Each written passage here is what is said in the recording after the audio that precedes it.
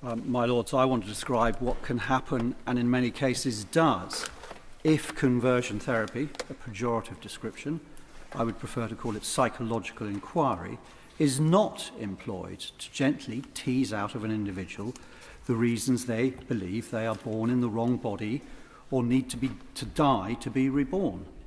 What other issues might be at play here? Unhappiness at home, internalized homophobia, mental health issues, autism, bullying, a child in care, exposure to extreme and violent pornography? Will a new trans identity solve all these problems? It may solve a few, but not the majority. But in all cases, psychological investigation should take place before affirmation of the gender identity, prescription of puberty blockers, and more takes place. My Lords, the argument that puberty blockers is reversible is a complete lie. They set children on a pathway to further steps that have indisputably irreversible consequences. The CAS review highlighted data from both the Netherlands and the study conducted by our own GIDS demonstrated that almost all children, 96.5%, and young people, 98%, who are put on puberty blockers go on to sex hormone treatment. By contrast, prepubertal gender confusion resolves in up to 90% of cases if the child is allowed to go through puberty naturally. But by gently discussing these issues, that allows time for this natural process.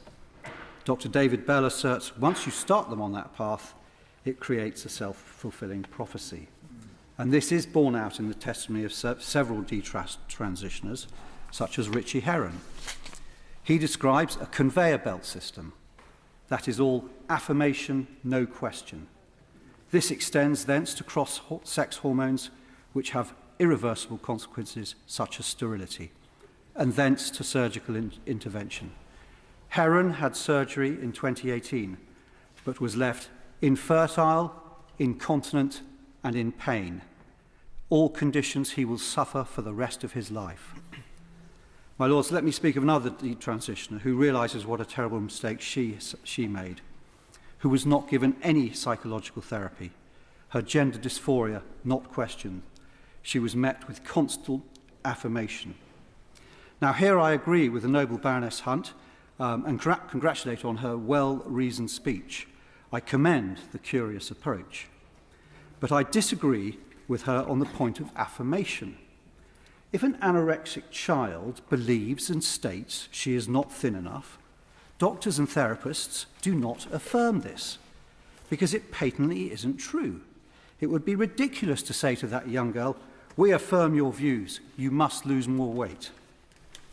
Now, much has been said about Keira Bell, so I'll not repeat what has been said. But this hasn't been said. As a young girl, she was a tomboy. As she grew up, she developed feelings of same-sex attraction, and thence internalised homophobia. She was from a broken home. Her mother was an alcoholic. She went to live with her father. Her father kicked her out, so her only option was to live in youth hostels. In her vulnerable condition, she came upon the enticing idea of changing sex as a means of finding the solution to happiness. She got a referral to GIDS, and we know about that. But on the NHS website, it still states, regarding puberty blockers, and we checked this yesterday, although GIDS advises that it is a physically reversible treatment if stopped, well, I think GIDS have been somewhat discredited, it is not known what the psychological effects may be. Puberty blockers do not just stop puberty. When the body is going through its most important, puberty blockers, you know what I mean. They stop the most important part of growth as you're going through puberty. Physicians knew she was from a broken home and suicidal, but that should have been explored to find out what the issues were. You heard of all the things that happened to her. Every development worsened her health.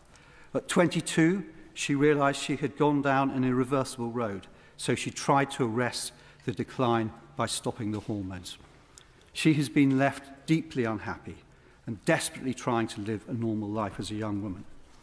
Yesterday, she told me, "It was the job of professionals to consider all my comorbidities, not just to affirm my naive hope that everything could be solved with hormones and surgery. In view of heartbreaking stories like this from the ever-increasing number of detransitioners, is it surprising that parents would want to protect their children from stepping onto this conveyor belt? The vague drafting of this bill will risk criminalising such parents. My Lords, therapy is desperately needed to counter the affirmation narrative. What we are seeing here with the stories of Richie Heron and Keira and countless others is an appalling lack of care. I'm afraid, with the sterilisation of children and mutilation of young adults' bodies, we are stepping into Dr. Mengele territory in the 21st century and in a Western democracy. This is the real conversion therapy, physically trying to change the sex of a beautiful young girl into a boy and then failing and with no post-operative guidance. It is ideologically driven and not necessary. Yeah.